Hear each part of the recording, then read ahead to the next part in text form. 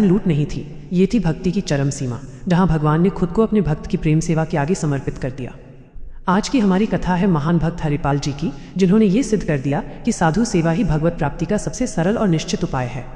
तो आइए भावनाओं, श्रद्धा और चमत्कार से भरी इस दिव्य कथा में प्रवेश करें, जहाँ एक गृहस्थ भक्त ने भगवान को सेवा के बंधन में बांध लिया। बहुत समय पहले की बात है। हरिपाल नाम के एक अत्यंत विनम्र और श्रद्धालु गृहस्थ रहते थे। उनका मन हमेशा एक ही बात में उलझा रहता, भगवान की प्राप्ति का सरल उपाय क्या है।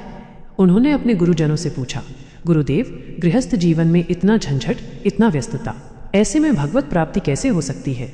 हम जैसे साधारण लोग जो दिन रात परिवार, काम और जिम्मेदारियों में उलझे रहते हैं, उनके लिए क्या कोई सहज मार्ग है। गुरुदेव मुस्कुराए और बोले, बेटा, साधना, योग, ध्यान, ब्रह्म ज्ञान, ये सब बड़े कठिन मार्ग हैं, पर एक उपाय है जो सबसे सरल और सबसे निश्चित है, संत सेवा। संत सेवा से ही भगवान की प्राप्ति होती है, क्योंकि जहाँ संत होते हैं वहीं भगवान का निवास होता है। यह सुनकर हरिपाल जी का हृदय जैसे खिल उठा। उन्होंने ठान लिया, अब मेरा जीवन केवल संत सेवा को समर्पित होगा। धीरे धीरे हरिपाल जी के घर में साधु संतों की मंडलियां आने लगी। कोई द्वारकाधीश का भक्त, कोई शिव का उपासक, कोई श्री राम का नाम लेने वाला। हरिपाल जी दिन रात उनकी सेवा में लग गए। वे स्वयं द्वार पर जाकर संतों का स्वागत करते, दूर से हाथ जोड़ते, चरण धोते, तिलक लगाते, आरती उतारते, फूलों से सजाकर आसन पर बैठाते और बड़ी श्रद्धा से भोग लगवाते। उनके हृदय में बस एक ही भावना थी, जैसे मैं संतों की सेवा कर रहा हूँ, वैसे ही मैं स्वयं भगवान की सेवा कर रहा हूँ। धीरे धीरे उनकी संपत्ति, उनका अन्न, उनका धन सब संत सेवा में लग गया। लोग कहने लगे, भाई हरिपाल जी तो खुद को भी भेंट कर देंगे संतों के चरणों में। दिन ब दिन संतों की संख्या बढ़ती गई और साथ में बढ़ती गई उनकी सेवा की तड़प। घर की जमीनें बिक गई, गहने चले गए, फिर भी संत सेवा नहीं रुकी। यहाँ तक कि बाजार से कर्ज लेकर भी संतों को खिलाते रहे। लोग हंसते, अब हरिपाल जी खुद भूखे मरेंगे, पर हरिपाल जी मुस्कुराते और कहते, संतों का पेट भर जाए वही मेरी तृप्ति है। आखिर वो दिन आया जब न अन्न बचा न धन, कर्ज भी इतना बढ़ गया कि बाजार ने उधार देना बंद कर दिया। फिर भी उनके दरवाजे पर रोज संतों की भीड़ लगती रही। अब वे सोचने लगे, संतों को भूखे कैसे भेज दूं। प्रभु ने कहा था, संत सेवा से भगवान मिलते हैं, तो शायद आज ही वो परीक्षा का समय है। अन्न न रहा, धन न रहा, पर संतों की सेवा रुकनी नहीं चाहिए, यही विचार मन में आया। तो हरिपाल जी ने एक भाला उठाया और पास के जंगल की ओर चल पड़े। वो ना किसी को मारते थे, न चोट पहुंचाते थे, बस मार्ग में खड़े रहते। जो लोग गहनों और धन से सजे गुजरते, उनसे धन लेकर संतों को खिलाते। धीरे धीरे उनकी चर्चा फैल गई। उस जंगल में एक डाकू है जो भाले से लूटता है, पर अगर तुम राम या कृष्ण का नाम लो तो तुम्हें कुछ नहीं कहता। अब क्या हुआ, हर कोई जो उस जंगल से गुजरता वो डर के मारे जय श्री राम, राधे कृष्ण या हर हर महादेव बोलता जाता। हरिपाल जी का उद्देश्य था, भले चोरी से धन मिले, पर लोगों के मुख से भगवान का नाम निकल जाए। भगवान द्वारकाधीश इस सब लीला को देख रहे थे। रुक्मिणी जी ने कहा, प्रभु ये कौन भक्त है जो भाले की नोक पर लोगों से लूटकर संतों को पवाता है। भगवान मुस्कुराए, रुक्मिणी, वह मेरे प्राणों से भी प्रिय भक्त है। उसने अपना सब कुछ साधु सेवा में दे दिया है। अब मैं स्वयं उसके घर लुटने जा रहा हूँ। रुक्मिणी जी आश्चर्य में, प्रभु आप स्वयं लुटने जा रहे हैं। भगवान बोले, हाँ, ये मेरा कर्तव्य है, उसका प्रेम मुझे खींच रहा है।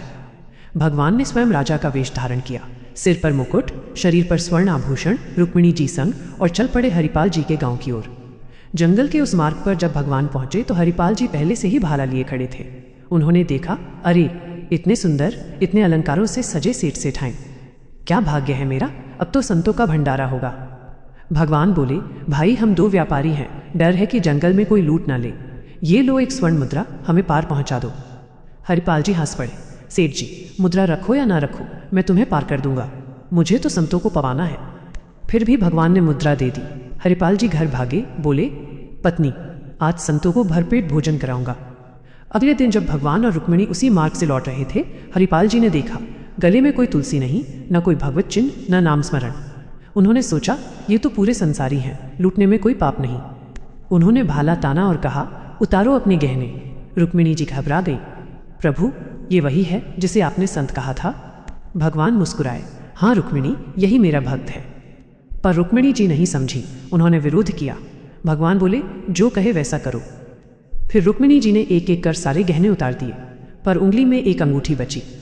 हरिपाल जी ने कहा, लाओ ये भी दो, इतने में कितने संतों का भोजन होगा। रुक्मिणी जी क्रोधित हुई। तब भगवान बोले, यही है वो भक्त जिसके दर्शन कराने मैं स्वयं आया हूँ। ये लूट नहीं, ये प्रेम है, ये भक्ति है। ये सुनते ही हरिपाल जी के होश उड़ गए। उनके हाथ से भाला गिर गया, आंखों में आंसू भर आए। उन्होंने भगवान के चरणों में गिरकर कहा, प्रभु मुझे क्षमा करें, मैं तो केवल संतों को भूखा नहीं देख सकता था। भगवान ने उन्हें उठाया, हृदय से लगाया और बोले, हरिपाल, तुम मेरे प्राणों से भी प्यारे भक्त हो। तुम्हारी ये लूट नहीं, ये सेवा है।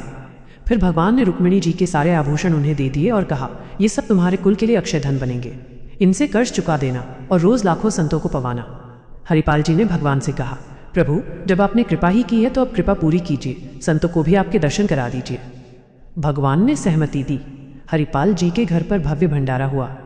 संतों ने भोजन किया और उसी समय साक्षात द्वारिकाधीश और रुक्मिणी जी प्रकट हुए। पूरा गांव गूंज उठा। हरि नाम संकीर्तन से भक्ति का प्रताप यही है। कथा का सार। इस प्रकार हरिपाल जी ने यह सिद्ध किया कि गृहस्थ जीवन में भी भगवत प्राप्ति संभव है यदि मन में एक निष्ठ श्रद्धा और संत सेवा का भाव हो। संत सेवा ही वो द्वार है जो सीधे भगवान के हृदय तक पहुंचाता है। तो भाइयों और बहनों, जब भी जीवन में संतों की सेवा का अवसर मिले उसे सौभाग्य समझो, क्योंकि शायद वही क्षण तुम्हारे जीवन का मोक्ष द्वार बन जाए। कहते हैं भक्ति का मार्ग कठिन नहीं, बस हृदय सच्चा होना चाहिए। हरिपाल जी जैसे भक्त हमें याद दिलाते हैं कि भगवान दूर नहीं, बस प्रेम और सेवा के रूप में पास ही हैं। तो अगली बार जब किसी संत का दर्शन हो तो झुककर प्रणाम कर लेना, क्योंकि कौन जाने उसी क्षण भगवान तुम्हारी ओर मुस्कुरा रहे हों।